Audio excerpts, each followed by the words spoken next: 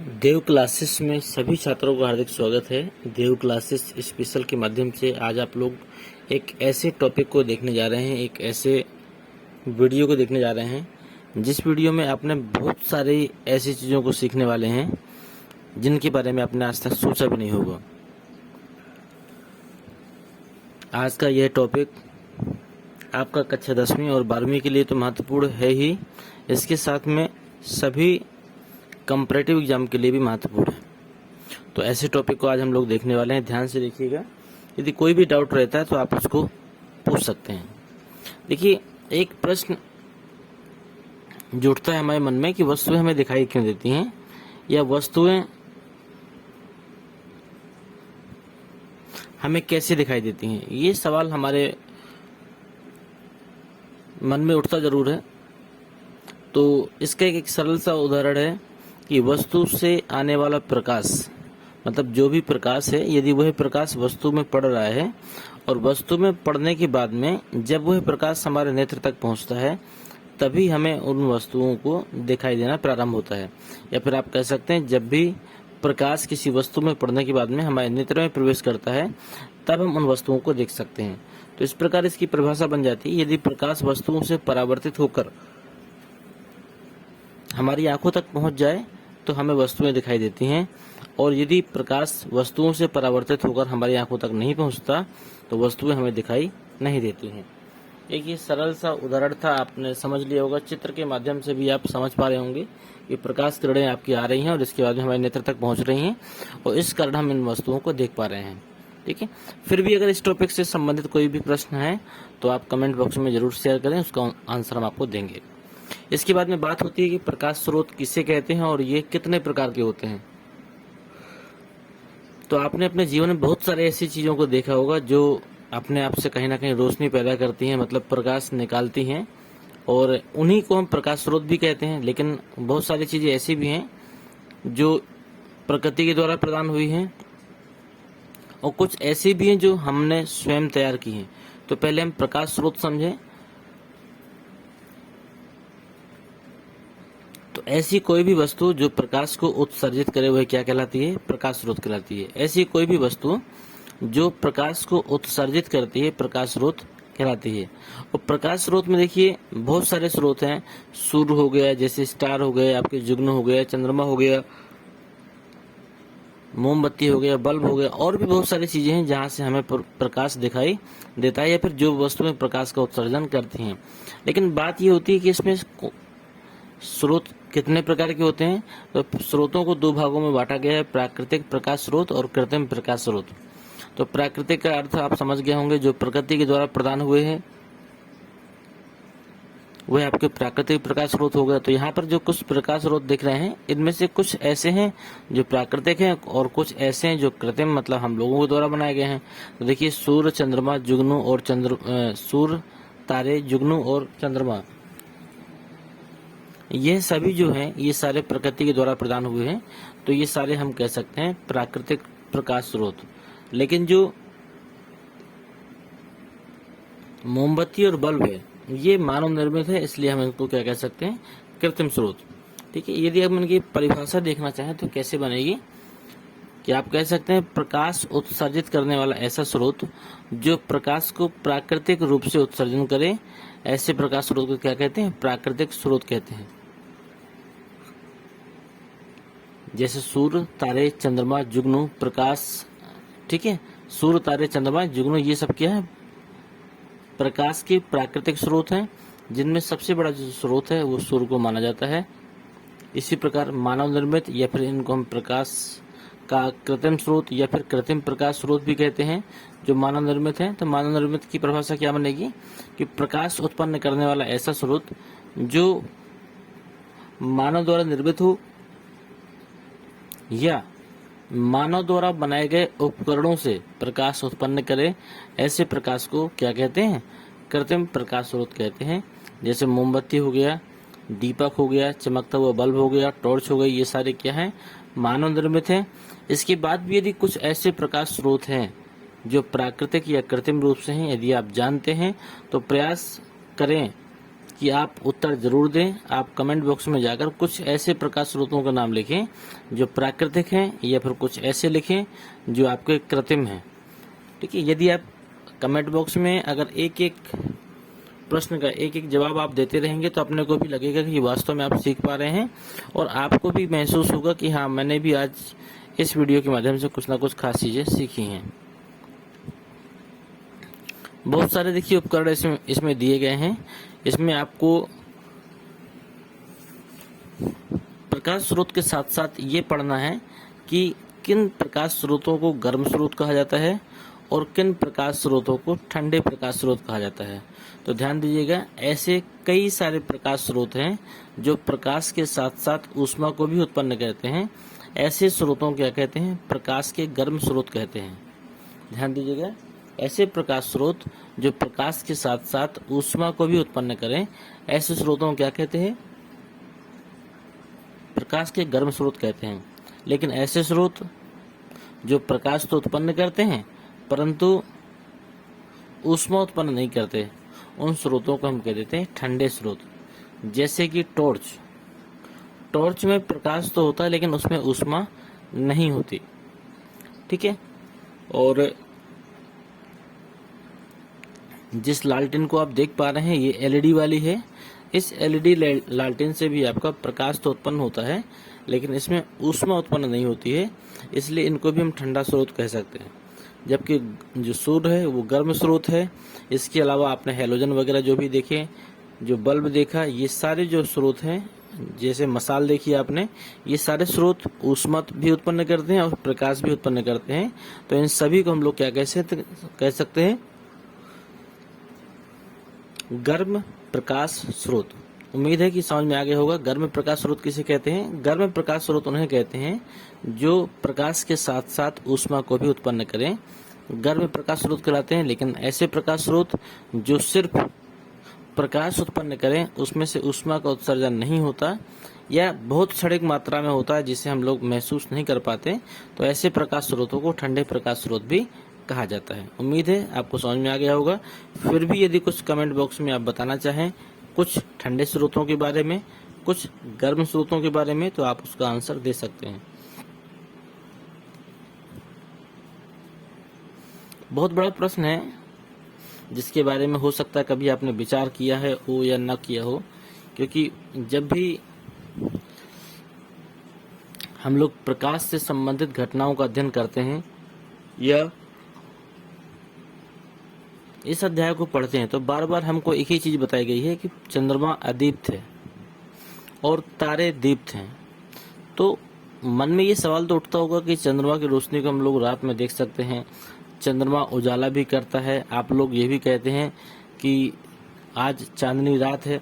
ये सब बहुत सारे प्रश्न ऐसे उठते हैं कि चंद्रमा से तो हम लोग रोशनी को प्राप्त करते हैं, फिर चंद्रमा को अदीप्त प्रकाश स्रोत क्यों कहा गया है? ठीक है, तो ध्यान दीजिएगा, कोई भी ग्रह, चंद्रमा आपका एक ग्रह है या हम इसको उपग्रह भी कह सकते हैं। तो ध्यान दीजिएगा, किसी भी ग्रह में अपना स्वयं का प्रकाश नहीं होता। सूर्य को आप ग्रह मत मानिए क्योंकि सूर्य ग्रह नहीं है, सूर्य एक तारा है। सूर्य क्या है? सूर्य एक तारा है, उसको हम ग्रह नहीं कह सकते हैं। तो सूर्य से जो पड़ने वाला जो प्रकाश है, जो चंद्रमा की सतह से परावर्तित होकर पृथ्वी तक आता है, इसी की वजह से हमें चंद्रमा कैसा दिखाई देता है? चमकीला दिखाई देता है, चमकता हुआ प्रतीत होता है। तो इसका सही उत्तर है कि सूर्य की किरणें चंद्रमा की सतह पर पड़कर जब परावर्तित होती हैं और पृथ्वी पर आती हैं, तो इसलिए हमें चंद्रमा कैसा दिखाई देता है? चमकता हुआ दिखाई देता है।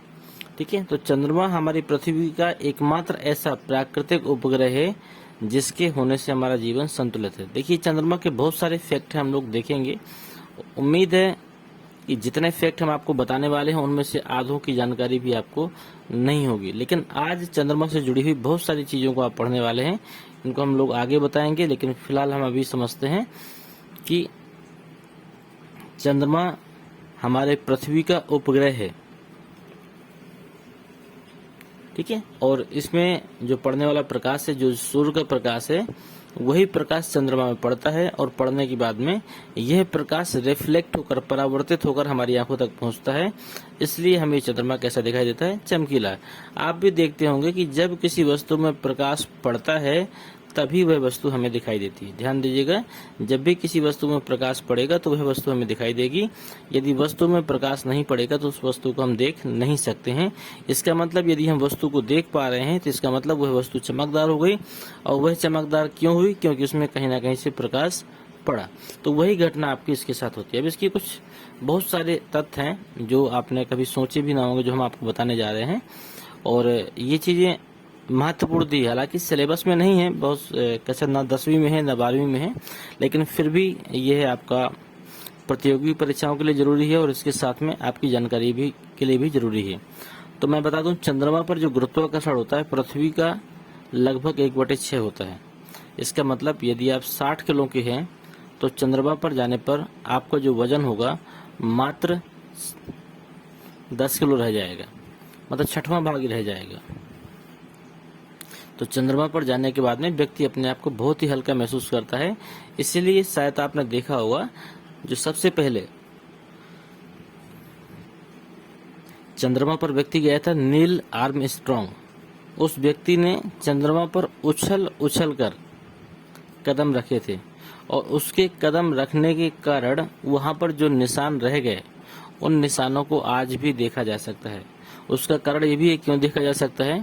क्योंकि हमारे पृथ्वी में वायुमंडल है, इसलिए यहाँ पर चीजें, मतलब यहाँ पर मौसम संबंधी घटनाएं होती रहती हैं और चीजों को हम कुछ समय बाद नहीं देख सकते हैं उसी रूप में। लेकिन वहां पर वायुमंडल न होने के कारण जो चीज जैसी रखी है, जो चीज जैसी जिस अवस्था में है, उसको उसी अवस्था में देखा जा सकता है।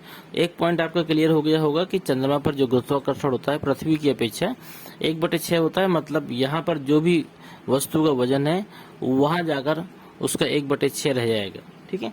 दूसरा आपने ये समझा कि वहां पर वायुमंडल नहीं है, इसलिए वहां पर चीजों को ज्यों कहते हुए देखा जा सकता है। जो व्यक्ति पहली बार चंद्रमा पर गया था उसके जो छाप हैं उन्हें अभी भी देखा जा सकता है। इसके अलावा दूसरी चीज इसमें बताई गई है, जो चंद्रमा खुद से नहीं चमकता, चंद्रमा के पास स्वयं का कोई प्रकाश नहीं होता है, जबकि ये सूर्य के प्रकाश से प्रकाशित होता है।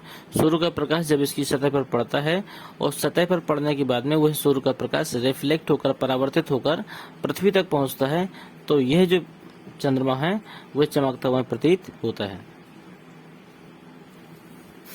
पृथ्वी से जो चंद्रमा की दूरी है 3,84,000 किलोमीटर के आसपास है। पृथ्वी से चंद्रमा के बीच की जो दूरी है 3,84,000 किलोमीटर के आसपास की है और ये बहुत ही लंबी दूरी है। इसलिए जो प्रकाश की किरणें हैं चंद्रमा से रिफ्लेक्ट होने के बाद जब हमारे पास आती हैं तो शीतलता प्रदान करती हैं। मतलब डायरेक्ट यदि आती हैं तो आप भी जानते हैं उनका जो गर्मी होती है, ऊर्जा होती है, बहुत अधिक होती है, लेकिन रिफ्लेक्ट होकर जब आती हैं तो वे हमें शीतलता प्रदान करती हैं और हम उसे चांदनी रात भी कहते हैं। चौथा पॉइंट इसमें, चंद्रमा पर 14 दिनों का दिन होता है और 14 दिनों की रात होती है। ठीक है। इसका एक कारण भी है कि जो चंद्रमा है पृथ्वी की परिक्रमा 28 दिनों में पूरी करता है। तो चंद्रमा का जो एक भाग है वह 14 दिन और दूसरा भाग जो 14 दिन, मतलब ये 14 दिनों का यहाँ पर दिन दिखाई देता है और 14 दिनों की यहाँ पर रात भी होती है। पांचवा पॉइंट है, ये जो चंद्रमा है ये पृथ्वी की परिक्रमा 27 दिन और 6 घंटे में पूरी कर लेता है। चंद्रमा पृथ्वी की परिक्रमा को 27 दिन 6 घंटे में पूरा कर लेता है। इसी प्रकार यहाँ पर 28 दिनों का दिन होता है। ठीक है। अगला है, अपने अक्ष के चारों ओर भी यह घूमता है। जो चंद्रमा है वह पृथ्वी की परिक्रमा तो करता है, अपने अक्ष में भी वह एक पूरा चक्कर लगाने में 27.3 दिन का समय लगा देता है। तो ये एक कुछ बहुत ही महत्वपूर्ण तथ्य थे चंद्रमा से जुड़े हुए जिन्हें आपने पढ़ा और उम्मीद है कि इनसे कुछ सीखा होगा। यहाँ से संबंधित यदि कोई प्रश्न आपके दिमाग में हो तो आप कमेंट बॉक्स में जरूर दे सकते हैं। इन सभी प्रश्नों का उत्तर हम कारण सहित आपको बताने का प्रयास करेंगे। इसके बाद में देखिए अगला प्रश्न है, सूर्य के बाद आसमान में सबसे अधिक जो चमकदार निकाय उसे क्या है? चंद्रमा है। मतलब यदि आप आसमान में देखेंगे तो इतने ग्रह और इतने उपग्रह हैं, लेकिन जो सूर्य के बाद जो सबसे चमकदार वस्तु दिखाई देती है, या जो चमकदार निकाय सिस्टम दिखाई देता है, जो भी चीज आप समझें, चंद्रमा को जिस नाम से भी आप पुकारना चाहें, तो जो सूर्य के बाद में जो दूसरा जो सबसे चमकदार चीज है वो है आपका हो जाता है चंद्रमा। ठीक है, और चंद्रमा के कारण ही 8वां नंबर देखिएगा, चंद्रमा के कारण ही समुद्री ज्वार और भाटा इसी की गुरुत्वाकर्षण शक्ति के कारण आते हैं। जो चंद्रमा के कारण ही समुद्र में ज्वार और भाटा इसी की गुरुत्वाकर्षण शक्ति के कारण आते हैं। जो चंद्रमा है यह आकार में पृथ्वी का 1/4 भाग है। यदि चंद्रमा की बात करें तो यह आकार में पृथ्वी का 1/4 भाग है। अगला है, चंद्रमा एक निर्जन पिंड है। निर्जन का मतलब यहाँ कोई भी व्यक्ति नहीं रहता है, यहाँ पर ना तो वायु है और ना तो जल है, इसलिए इसको निर्जन पिंड बोला गया है। इसके साथ में कुछ वैज्ञानिकों ने बोला है कि चंद्रमा पर जल की उपस्थिति को दर्शाया गया है, लेकिन अभी यह बातें पूरी तरह फिक्स नहीं है, इसलिए हम इस बात को यहाँ पर दर्शा नहीं रहे हैं। हालांकि कुछ वैज्ञानिकों को कहना है कि वहाँ पर जल भी है, लेकिन वायुमंडल की बात अभी तक किसी ने नहीं कही है। तो अब यदि वायुमंडल नहीं है तो वह पिंड कैसा हो जाएगा, निर्जन हो जाएगा, इसलिए इस पॉइंट को ही अभी हम लोग रख रहे हैं। अगला है, यहाँ वस्तु का भार 6 गुना कम हो जाता है। इसकी बात हमने पहले कर ली थी। गुरुत्वाकर्षण जब 6 गुना कम है, 1/6 है, तो वहां पे भार भी 6 गुना कम हो जाता है। जो चंद्रमा का जो वजन है वह लगभग 81 अरब टन के आसपास है। 81 अरब टन के आसपास चंद्रमा का वजन है।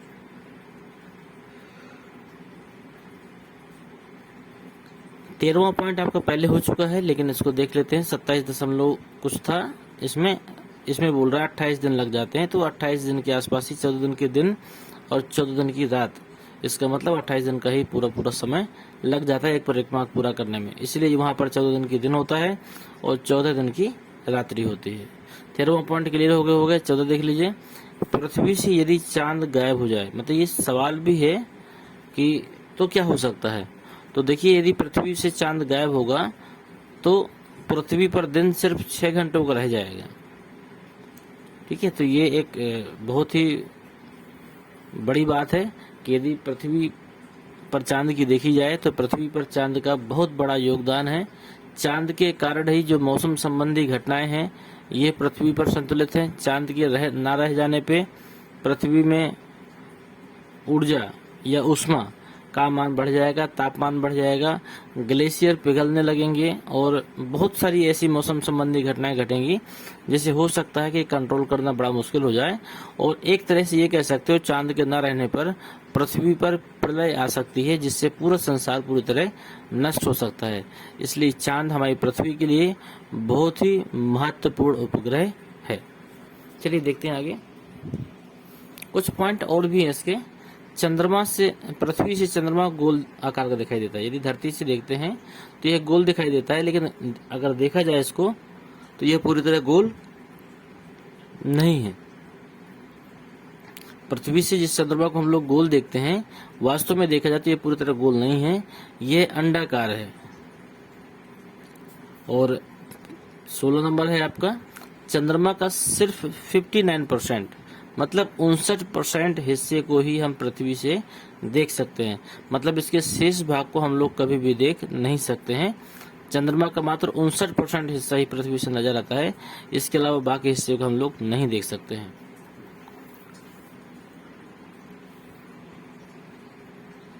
क्योंकि जिस हिस्से में प्रकाश नहीं पहुंचेगा वह हिस्सा हमें दिखाई नहीं देता है। अगला पॉइंट है, चंद्रमा का जो तापमान होता है दिन के समय 180 डिग्री सेल्सियस तक जाता है।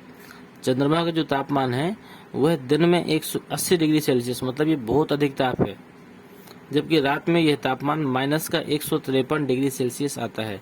इसलिए -153 का मतलब वहाँ का जो मौसम है पूरी तरह बर्फीला हो जाता है, पूरी तरह ठंडक होती है। इसीलिए सूर्य की किरणें जब उसमें पड़ती हैं और वहां से रिफ्लेक्ट होकर हमारे यहाँ आती है तो हमें कैसा महसूस होता है, हमें शीतलता महसूस होती है। 18 नंबर देखिए, आपने कभी रात को चंद्रमा को ध्यान से देखा होगा, वह हर रात को एक आकार का नहीं दिखता है। ये चीज तो हम भी जानते हैं, आप भी जानते हैं, ये हर दिन चंद्रमा का आकार ये तो बढ़ता हुआ होगा और ये तो घटता हुआ आपका होगा। तो यहाँ इसका कारण क्या है कि सूरज की रोशनी चांद के जिस भाग पर पड़ती है हमें सिर्फ वही हिस्सा पृथ्वी से दिखाई देता है। ध्यान दीजिएगा, सूर्य के द्वारा जो रोशनी है जिस हिस्से में पड़ती है चांद में, सिर्फ वही हिस्सा में पृथ्वी से दिखाई देता है।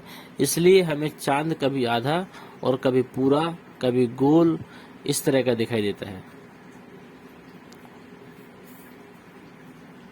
अब एक प्रश्न आता है कि आखिर चांद की उत्पत्ति हुई कहाँ से।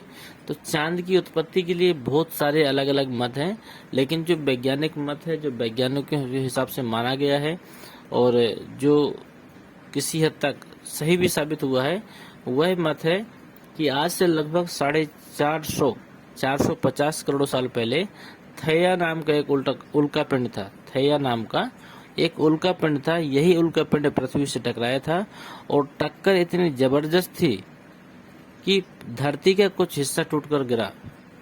धरती का कुछ जो हिस्सा था वह टूटा और इसी के टूटने से चांद की उत्पत्ति हुई। तो देखिए, ये जो मानी गई चीजें हैं और इसके भी बहुत सारे अलग अलग प्रमाण दिए गए हैं। किसी ने चांद को एक तरीके से गैस और धुएं से बना हुआ एक पिंड मान लिया है, किसी ने इसको ठोस माना है। बहुत सारे अलग अलग मत हैं, लेकिन यह जो मत है इसको काफी हद तक मान्यता मिली है।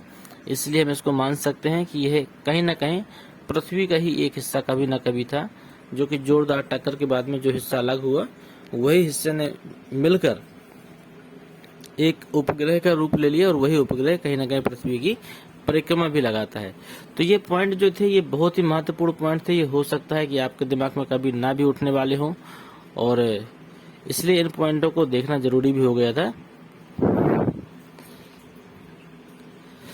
तो उम्मीद करते हैं कि सारी चीज समझ में आ गई होंगी। इस 19 पॉइंट में से यदि कोई भी पॉइंट आपको क्लियर ना हुआ हो या फिर इसके अतिरिक्त भी कुछ ऐसे प्रश्न जो आपके मन में उठ रहे हों और इस टॉपिक से संबंधित हों, तो आप कमेंट बॉक्स में जाकर अपने प्रश्नों को जरूर टाइप करें, क्योंकि प्रश्नों को टाइप करने से कहीं ना कहीं आपके अंतर्गत की जिज्ञासा बढ़ती है और विज्ञान जिज्ञासा का विषय एक न एक दिन जरूर आएगा जब आप विज्ञान को सीखते सीखते बहुत कुछ सीख चुके होंगे। तो इसलिए पूछने की आदत डालिए। आप जो चीज नहीं बनी है आप कमेंट बॉक्स में जाइए और पूछिए। इसके बाद में एक अगला प्रश्न जो होता है, सूर्य और तारों में प्रकाश क्यों होता है। हम लोगों ने अभी जो पढ़ा है वो चंद्रमा के बारे में, क्योंकि आपको बताया गया है कि चंद्रमा कैसा है। चंद्रमा एक अदीप्त स्रोत है प्रकाश का, लेकिन तारों को कैसे दीप्त मान लिया गया। तारों को दीप्त क्यों माना गया, तारों में प्रकाश कहाँ से आता है, सूर्य को तारा क्यों माना गया है, या फिर सूर्य में प्रकाश कहाँ से आता है, इस तारे और सूर्य के चमकने का कारण क्या है। बहुत सारे प्रश्न जो हमारे मन में उठते हैं, हमें कई बार जवाब मिल भी जाते हैं और कई बार कई प्रश्नों के जवाब नहीं भी मिलते हैं। तो बहुत सारी चीजें हैं जो आज आपके क्लियर होने वाली हैं और आप उम्मीद है संतुष्ट भी होंगे। तो ध्यान दीजिएगा, सूर्य एक तारा है, ठीक है। सूर्य को ग्रह मत बोलिएगा, ग्रह नहीं है ये। सूर्य एक तारा है और तारों का स्वयं का प्रकाश होता है, मतलब सूर्य में भी स्वयं का प्रकाश है। और यह प्रकाश होता क्यों है, तो यह प्रकाश है उसमें उपस्थित प्लाज्मा के कारण। प्लाज्मा क्या होती है इसकी हम लोग चर्चा करेंगे। सूरज और जो अन्य तारे हैं उसमें जो प्लाज्मा है, उसी प्लाज्मा के कारण ये चमकीले होते हैं और इसमें से प्रकाश जो होता है, चमकीला प्रकाश का उत्पादन होता है। धरती पर भी गैसों द्वारा ये जो प्लाज्मा है इसको आप तैयार कर सकते हैं। धरती पर भी गैसों द्वारा बहुत कम दबाव पर बिजली का संचार यदि किया जाए, धरती पर भी बहुत कम दबाव पर किसी गैसों में यदि बिजली का संचार किया जाए तो वहां पर भी प्लाज्मा को तैयार किया जा सकता है, ठीक है। और कुछ भी रीजन है इसके। जो सूर्य है वो हाइड्रोजन से बना है। ये हाइड्रोजन परमाणु जब टकराते हैं जिससे हीलियम परमाणु बनते हैं और जब वो टकराते हैं तो उसमें और प्रकाश के रूप में ऊर्जा छोड़ते हैं। इसके अंतर्गत में एक पॉइंट है जिसे आप बोल सकते हो कि सूर्य का जो एनर्जी का कारण है, सूर्य में प्रकाश और जो ऊर्जा का कारण है वह कारण है सूर्य में नाभिकीय संलयन की अभिक्रिया। सूर्य में लगातार नाभिकीय संलयन की अभिक्रिया चलती रहती है। इसी अभिक्रिया के कारण यहाँ से बहुत अधिक मात्रा में ऊर्जा प्रकाश मुक्त होता है। अब यदि हम तारे की बात करें, जो तारे होते हैं वो आकाशीय पिंड हैं, जिनका अपना स्वयं का प्रकाश होता है, ठीक है। और जो तारे हैं वह वास्तव में विशाल गोले हैं, ये गैसों के बने होते हैं, ठीक है। कुछ में मान्यता दी गई है कि जो तारे हैं वह गैसों के गोले से बने होते हैं। कुछ में यही कारण बताया गया है कि तारों में भी नाभिकीय संलयन जैसी अभिक्रियाएं होती हैं, इसी कारण इसमें बहुत अधिक मात्रा में ऊष्मा और ऊर्जा मुक्त होती है। फिर मन में एक सवाल आता है कि तारे हमें छोटे क्यों दिखाई देते हैं। तारे यदि इसमें भी ऊर्जा मुक्त होती है, इसमें भी नाभिकीय संलयन की अभिक्रिया होती है, ये भी आपके गैसों से बने होते हैं, और जो प्लाज्मा होती है वो भी कहीं ना कहीं गैसों के कारण भी तैयार होता है, तो मन में ये विचार आते हैं कि फिर ये जो स्टार है वो हमें छोटे क्यों दिखाई देते हैं। तो हम आपको बता दें, हमारे पृथ्वी की जो सबसे नज़दीक जो तारा है वह है सूर्य, इसलिए वह हमें बड़ा दिखाई देता है और भारी मात्रा में हमें ऊर्जा भी प्रदान करता है। इसकी अतिरिक्त यदि हम तारों की बात करें तो जो तारे हैं करोड़ों किलोमीटर दूर है पृथ्वी से, मतलब सूर्य से भी कई हजार कई लाख किलोमीटर दूर है, और इसलिए वहाँ की जो रोशनी होती है वो उतनी अधिक मात्रा में पृथ्वी तक नहीं आ पाती है, ठीक है। और ये जो प्लाज्मा हमने आपको बताया था कि प्लाज्मा होता क्या है, तो देखिए प्लाज्मा की उपस्थिति में ग्रह क्यों चमकते हैं। तो एक चित्र देख पा रहे होंगे आप, ये प्लाज्मा के कारण ही है, ये जो आपको रेखाएं सी दिखाई दे रही चमकदार, तो प्लाज्मा को हम लोग सबसे पहले समझते हैं। जो प्लाज्मा है यही कारण है आपका किसी भी तारे या फिर सूर्य में चमक का। तो देखिए लिखा है आपका प्लाज्मा आंशिक रूप से आयनीकृत गैस होती है, मतलब प्लाज्मा कुछ और नहीं है, प्लाज्मा जो है वो क्या है, आयनीकृत गैस है। प्लाज्मा में धनावेश और ऋणावेश की स्वतंत्र रूप से गमन करने की क्षमता प्लाज्मा को विद्युत चालक बनाती है। प्लाज्मा में जो धनावेशित है या फिर ऋणावेशित है, इसमें स्वतंत्र रूप से गमन करने की क्षमता होती है, इसलिए यह विद्युत चालक के गुण इसमें तैयार कर देती है। प्लाज्मा के जो गुण होते हैं वो ठोस, द्रव या गैस से काफी विपरीत होते हैं, मतलब ये इसे न तो ठोस में काउंट कर सकते हैं, ना द्रव में और ना ही गैस में। इसके गुण इनसे विपरीत होते हैं और इसे पदार्थ की विभिन्न अवस्था माना जाता है। प्लाज्मा आमतौर पर एक तटस्थ गैस के बादलों के रूप में ले लेता है, जैसे सितारों में। तो मतलब प्लाज्मा से आप इतना तो समझ गए होंगे, प्लाज्मा एक तरीके से आपका आयनीकृत गैस का क्या है, एक तरीके से बादलों के रूप में ये ले लेता है। और इसके आगे देखिएगा, आयतन, इनका कोई निश्चित आकार या आयतन नहीं होता है जब तक इसे किसी बंद पात्र में बंद न कर दिया जाए, लेकिन गैस के विपरीत किसी चुंबकीय क्षेत्र के प्रभाव से यह एक फिलामेंट पुंज या दोहरी परत जैसी संरचनाओं का निर्माण करता है, ठीक है। तो पुंज का मतलब होता है कहीं ना कहीं प्रकाश का जो किरण है उसको यहाँ से तैयार करता है। और इसके कारण जो प्लाज्मा की जो पहचान है सबसे पहले क्रूक्स नली में हुई थी, और ये इसकी किसने की थी आविष्कार, सर विलियम क्रूक्स द्वारा की गई थी। उन्होंने इसे चमकते पदार्थ का नाम दिया था। जो प्लाज्मा क्या है, प्लाज्मा ही आपका चमकता वो पदार्थ है। जो प्लाज्मा होता है, प्लाज्मा ग्लोब एक सजावटी वस्तु होती है जिसमें कांच के गोले में कई गैसों के मिश्रण को इलेक्ट्रोड द्वारा गोले की कई रंगों की किरणें चलती दिखाई देती हैं। मतलब इतनी बड़ी परिभाषा है, आपको सिर्फ एक चीज आपको ध्यान देना है कि प्लाज्मा है वह आंशिक रूप से आयनीकृत गैस है। ये जो प्लाज्मा होता है ये धनावेश और ऋणावेश की स्वतंत्र रूप से गमन करने की क्षमता रखता है, इसीलिए ये एक विद्युत चालक का गुण भी रखता है। इसी कारण हमारे ग्रह और इसी कारण हमारा सूर्य चमकदार हो जाता है। तो ये प्लाज्मा था, ये आप नीचे चित्र जो देख पा रहे हैं वो प्लाज्मा का ही है। इसके बाद में वैद्युत चुंबकीय तरंग क्या होती है।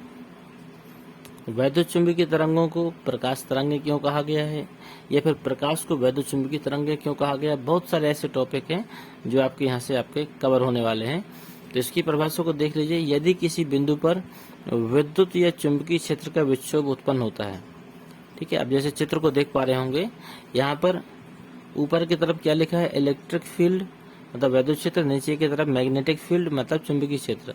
तो फिर से परिभाषा को हम लोग देखें, यदि किसी बिंदु पर विद्युत या चुंबकीय क्षेत्र का विक्षोभ उत्पन्न होता है तो यह क्षेत्र तरंग, तो यह जो क्षेत्र है तरंग के रूप में प्रकाश के वेग से संचरित होने लगते हैं। ऐसी तरंगों क्या कहते हैं, वैद्युत चुंबकीय तरंगे कहते हैं। उम्मीद है कि परिभाषा समझ में आ गई होगी। फिर से ध्यान दीजिए कि यदि किसी बिंदु पर विद्युत या चुंबकीय क्षेत्र का विक्षोभ उत्पन्न हो जाए, ठीक है, उत्पन्न हो गया, तो इस जो यह क्षेत्र होता है वह तरंग के रूप में प्रकाश के वेग से संचरित होता है। मतलब जो क्षेत्र है वही तरंग बन जाता है और प्रकाश के वेग से संचरित का मतलब आगे बढ़ने लगता है। इसी तरंगों को वो क्या कहते हैं? वैद्युत चुंबकीय तरंगे कहते हैं। अब आगे देखिए, इनके वैद्युत तथा चुंबकीय क्षेत्र तरंग संचरण की दिशा लंबवत समान कला में सरल रूप से आवर्ती रूप से परिवर्तित होती रहती है। इसका मतलब ये है कि जब ये तरंगे आगे बढ़ती हैं तो इनके कणों पे देखिए, ये ऊपर और नीचे ये लगातार लंबवत दिशा में कंपन करते हैं और सरल व आवर्ती रूप से का मतलब क्या है? ये पहले देखिए तरंग ऊपर जा रही, फिर नीचे आ रही, फिर ऊपर जा रही, फिर नीचे आ रही है। यही कंडीशन नीचे वाली तरंग भी कर रही है। तो एक सीधी रेखा में भी आगे बढ़ रहे हैं और समान कला में भी है। तो यह इस तरंग की विशेषता होती है।